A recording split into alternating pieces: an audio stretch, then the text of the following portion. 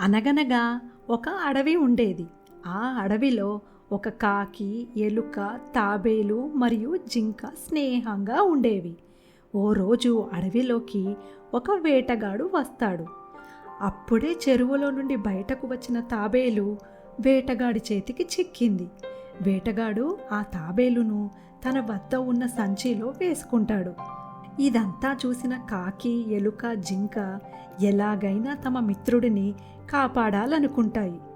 మూడు కలిసి ఒక ఉపాయం ఆలోచిస్తాయి. అప్పుడు కొద్ది దూరంలో జింక చచ్చిపోయినట్టు పడుకుంటుంది. కాకి జింక మీద కూర్చొని మాంసం తింటున్నట్టు నటిస్తుంది. ఇది చూసిన వేటగాడు, అబ్బా, జింక చచ్చిపడి ఉంది, దాన్ని తీసుకెళితే నాకు చాలా లాభం వస్తుంది.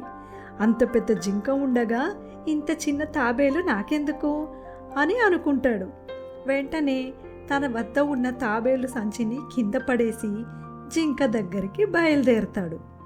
జింకను వేటగాడు సమీపిస్తుండగా కాకి కావు కావు అని అరిచి ఎగిరిపోతుంది. కాకి అరుపు వినగానే జింక ఒక్క ఉదుటున లేచి పారిపోతుంది. అయ్యో, చచ్చిపోయిందనుకున్న జింక లేచి పారిపోయింది. పోనీలే, కనీసం ముందు పట్టుకున్న తాబేలునైనా తీసుకెళ్దాం అని అనుకుంటాడు వేటగాడు. వెనక్కి తిరిగి చూడగా ఈ సమయంలోనే ఎలుక వచ్చి తాబేలుని ఉంచిన సంచిని కొరికి తాబేలుని బయటకు తీస్తుంది. బయటకు రాగానే తాబేలు పక్కనే ఉన్న చెరువులోకి జారుకుంటుంది. ఎలుక తన కలుగులోకి దూరుతుంది. చూస్తుండగానే చచ్చిపోయిన జింక లేచి పారిపోయింది. చేతికి చిక్కిన తాబేలు తప్పించుకుంది.